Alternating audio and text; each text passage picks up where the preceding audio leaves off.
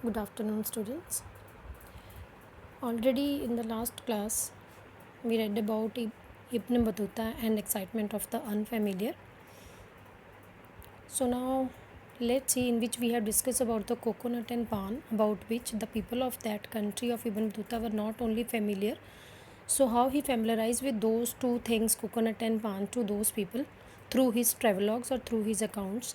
Now let's see Ibn Battuta and his Indian cities. What he has written about the Indian cities. So Ibn Battuta found cities in the subcontinent. Subcontinent means India and its neighboring countries, full of exciting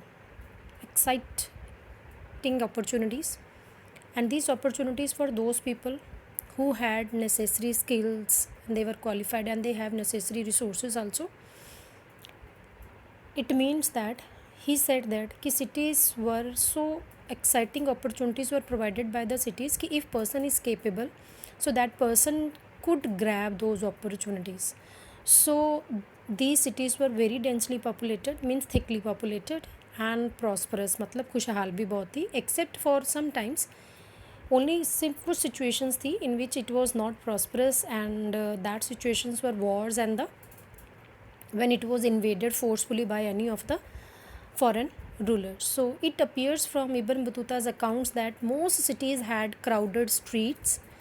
The streets were very crowded, bright and colorful markets were also there, which were full of wide variety of the goods. Ibn Battuta described that Delhi was a very vast city with a great population and largest in India also. And same like Delhi, how Delhi was the largest city as compared to it, the Daulatabad is in Maharashtra, which was also not less than Delhi. It was also in size also the same like Delhi, and in comparison to population also it is similar to Delhi. So Delhi was that city in which it covers a wide area and has a large population, and rampant around the city is without parallel.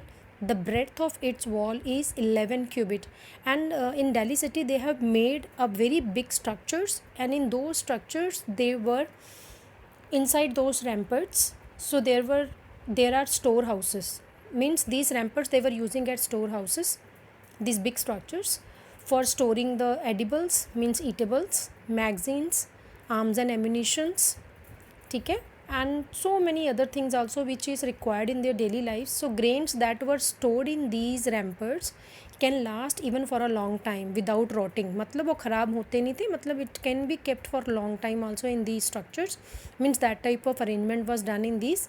And the interior of these ramparts, horsemen as well as some infantrymen, means they were also moved from one place to another place in the city to another, and rampart is pierced through by the windows which open on the sides of the city. और इसकी जो ये structure था जिसमें they were keeping these all things, in that they have kept two windows also for the light also and for the air also. And the lower part of this rampart is built of stone and the upper part was of bricks, and it has many towers close to one another.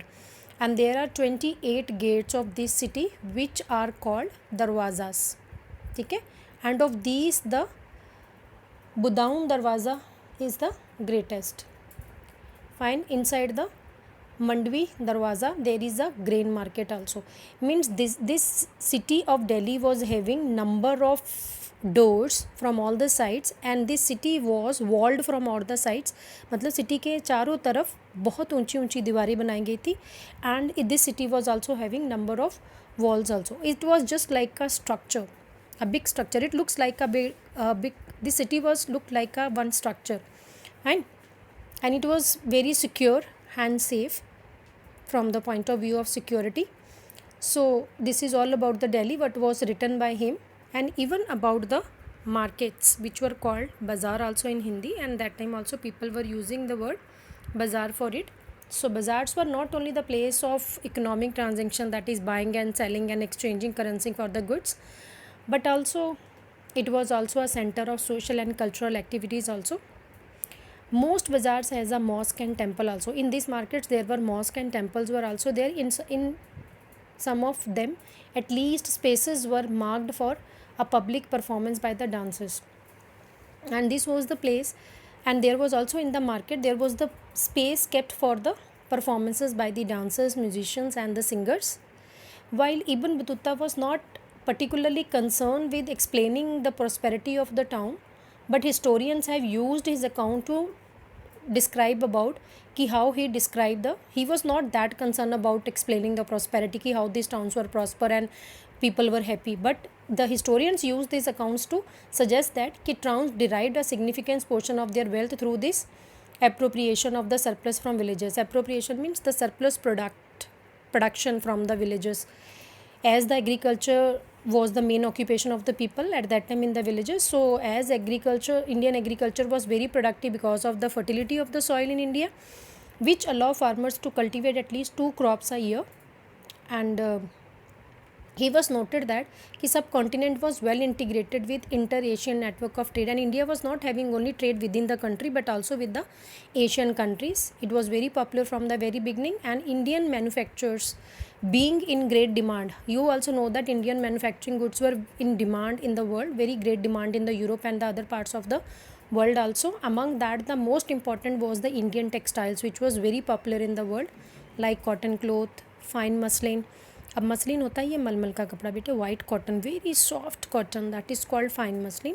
Silk, then brocade is also one of the type of the fabric, and even satin, जिसको हम आजकल साटन कहते हैं, were in the great demand in the world markets. And Ibn Battuta informs us that कि certain varieties of fine muslins were so expensive that it was not in reach of a common people. It was only worn by the nobles and very rich people. And now music in the market. So how in these markets, as I told you that the space was also kept in the market for the musicians and the singers. Daulatabad, there is a market. Daulatabad, as I told you, it is in Maharashtra. So it is a place in Daulatabad. There was one marketplace for the males and female singers. Means that marketplace was specially for the males and female singers. With those, that place was known as Tarbabad. Fine. It is one of the greatest and most beautiful bazaar. It has numerous shops, and every shop has a door which was open into the house of the owner of that shop, and the shops were decorated with the carpets, and the center of the shop there was one swing on which the female singer was sitting, and she is having all kinds of finery, and her female attendants, those were swinging her on that swing. And in the middle of the marketplace there also stands a large कुपोला. कुपोला होता है बेटे एक ऐसा structure होता है जिसके ऊपर roof तो होती है, and pillars were there in between, but that was kept open. जैसे पुराने ज़माने में इनको बुर्ज भी कहा जाता था, कि जिसमें ऊपर रूफ है but it is balanced by pillars, and from all the sides it's open. So that place was also there. And on every Thursday after the down prayer means evening की प्रेयर के बाद, prayer के बाद, accompanied by his servants and slaves, the rulers, the chief या फिर rulers of जहाँ के जो होते थे, they were all comes there, and the female singers come in a successive crowds, and they were singing and dancing before them till the dusk, after which he withdraws. Fine.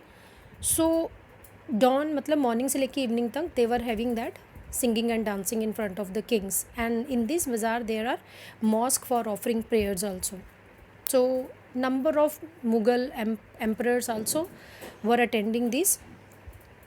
They were also seeing these dances of the dance performance and singing performances of this, and awarding them also. Fine. So this is all about the music market.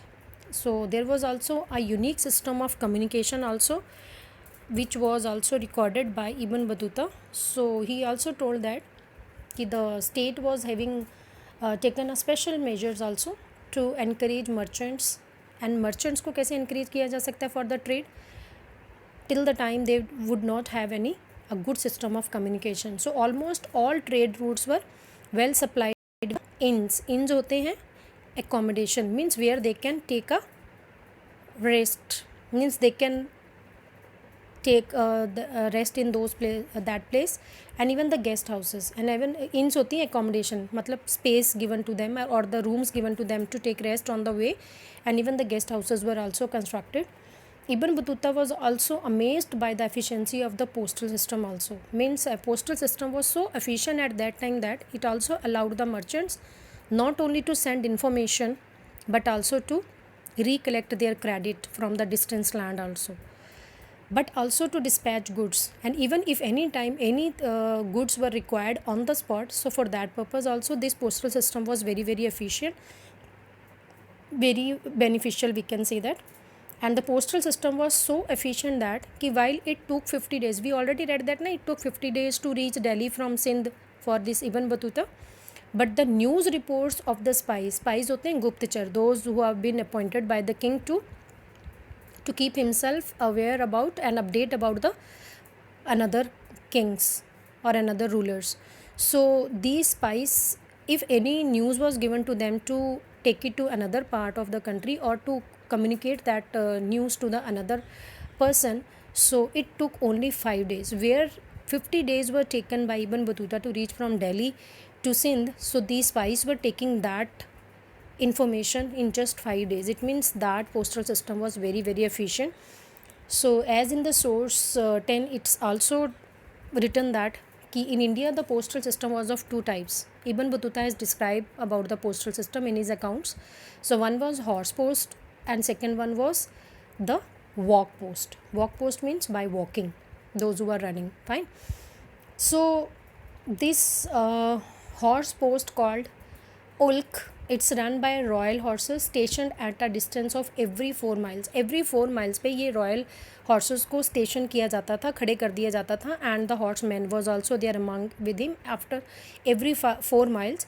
And the foot post means by walking those people were taking the information.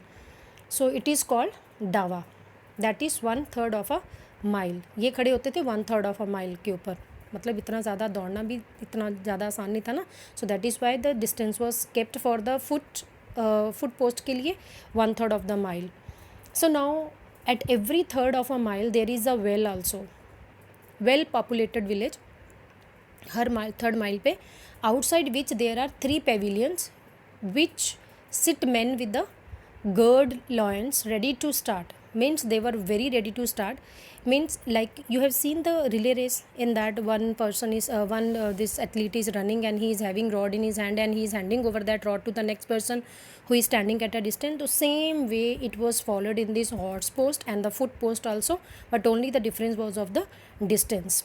So this way they were taking one person when he was carried that courier, and when he reaches to the another person who was already ready with the ready for that information to be taken, that courier to be taken from that person. This way they were so fast in running, very good athletes these people, कि they were जो काम 50 days में the another person was covering that distance, so they were covering that distance by 5 days. So this was all about the postal system which have been described by our Ibn Battuta. And now let's discuss the next topic, that is about the Bernier and the degenerate East. So that we will discuss tomorrow. So students, still here only it's fine. So I want every one of you ki whichever topics we are covering every day, so you should just make notes on that. Fine beta? Okay, good.